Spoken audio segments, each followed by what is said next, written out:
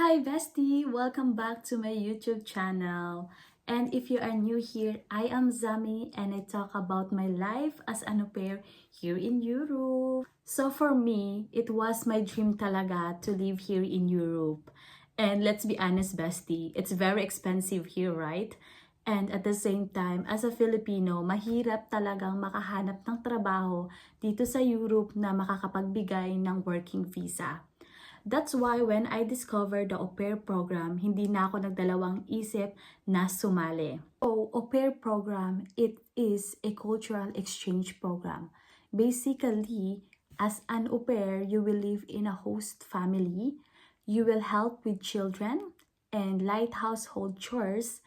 In exchange, the family will give you a free accommodation, free meals, paid insurance, and monthly allowance. I know you are wondering why is it free? So, when I say free, I don't mean luxury lifestyle bestie. What I do mean is I didn't pay for rent, I didn't pay for most of my food, and I had a place to live until the end of my contract. Plus, I have the health insurance. Very helpful when you move to Europe. On top of that, as an au pair, I get a monthly allowance from my host family. If you will ask me how I actually did it, paano ba ako naging au pair dito sa Europe? Okay, I'm gonna share you my real story. But bestie, at first, it wasn't easy for me, ha? I applied to a different host families, had conversation, did interviews, and I got rejected many times. But I didn't give up kasi nga dream ko talagang makapunta dito sa Europe. And naniniwala talaga ako na para siya sa akin as long as I work for it and I will not give up. And then something unexpected happened.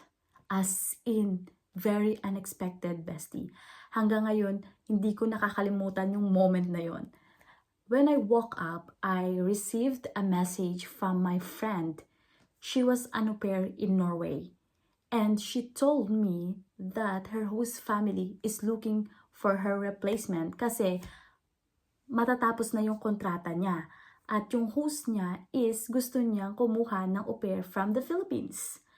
And then, my friend recommended me. Yes, narecommend niya ako sa host niya. And based daw sa mga story niya about me sa host niya, is nagustuhan naman daw ako ng host niya.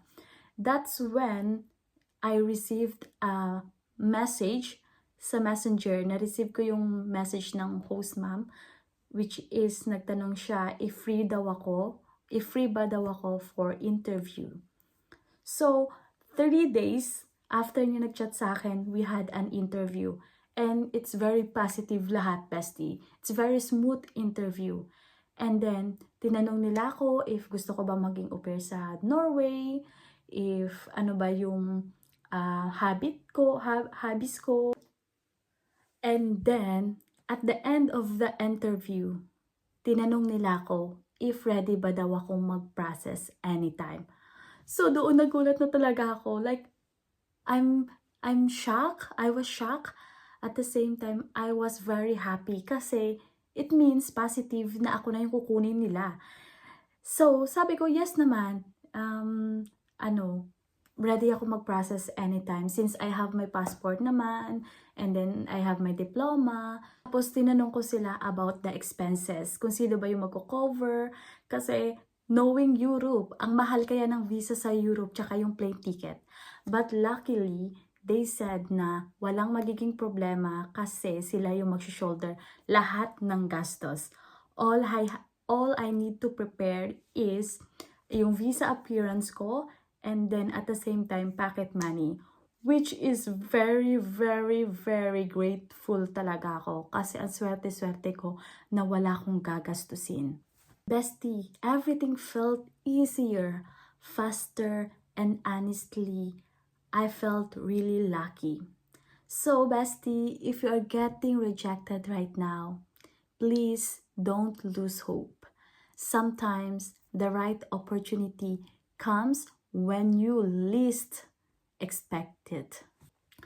The sad part of my story is kung gaano ako kabilis nakaalis, ganun kabilis natapos ang 2 years. Yes, bestie. 2 years yung kontrata ko sa Norway. And super bilis. Grabe, parang kakarating ko lang kahapon. Natapos ako kinaumagahan. 'Di ba? Super, super bilis. And yun, I need to move out. Kasi walang renewal ang au pair. So, after mo ng kontrata mo as an au pair, kailangan mo mag-move out or maghanap ng ibang visa to stay in that country. That's why I decided to move here in Denmark to continue my au pair journey. And now, I am currently an au pair here in Denmark. Now, let's talk about the advantage of being an au pair because this is the part that really made me difference. First is financial side. Living in Europe without paying rent or worrying about food is a huge advantage. It takes away so much pressure in life. Second is cultural experience. Of course, bestie, as an au pair, you are not just visiting, but you are actually living as a local. You experience daily life, traditions, and even small things na hindi mo siya manonotice if you are a tourist. Third, of course, personal growth. Living with a host family teaches you patience, communication, and independence. You will learn how to adapt their culture, how to handle different personalities, and how to be responsible in a completely new environment. Another advantage is travel. Since your main expenses are covered, it's much easier for you to save money and explore countries during your day offs or holiday. And honesty, bestie, one of the biggest advantages here for me is the connections. You meet people, build relationship, and my experience as an au pair taught me so much more than I expected. It taught me not to give up easily kahit ilang beses na ako na-reject. It taught me to step out of my comfort zone. Moving to another country, living with strangers, adapting new culture, it's never been easy. As in, hindi naging madali. Mag-a-adjust ka sa weather, sa culture, at the same time, ma-homesick ka. But it makes me stronger. And also, it taught me independence. You start to rely on yourself, make decisions, and grow as a person. And maybe the most important thing na natutunan ko is opportunity don't always come in the way you expect it.